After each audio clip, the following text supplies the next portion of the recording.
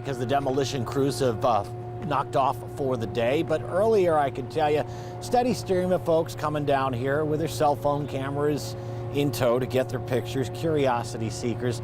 Also among those down here today, a couple of dozen folks who you're about to hear from who are very displeased that this day has come, but have not yet given up their fight to save this 125-year-old landmark. Less than a day after a judge cleared the way for it to happen, and without warning, the demolition began. So far, it's primarily being done with a single piece of equipment, a large mechanical arm with a pinching claw on the end of it. Reaching through the gaping hole left as a result of a windstorm last December, it tears off sections of welded steel from the former grain silos, and it sounds almost like firecrackers or bursts of gunfire as the rivets give way.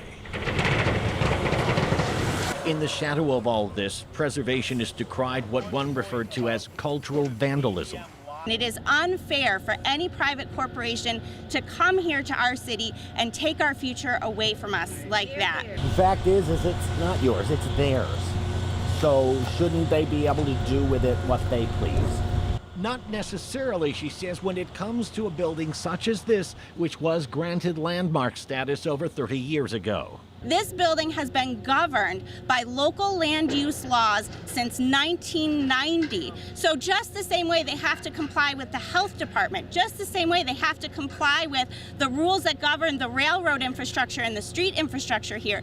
There are laws that are in place, and this building falls squarely within this, and we have a right to enforce our laws and ask that they work in compliance with the City of Buffalo land use laws. And though as of this morning they haven't found a judge who agreed with them, they haven't given up on court intervention. We hope we can put a stop to the demolition. Given what's going on now, though, would that be too little, too late? They don't think so. Despite the cultural vandalism that you see going on right now, this can be stopped, and the Great Northern can be stabilized and hopefully restored and be part of our future.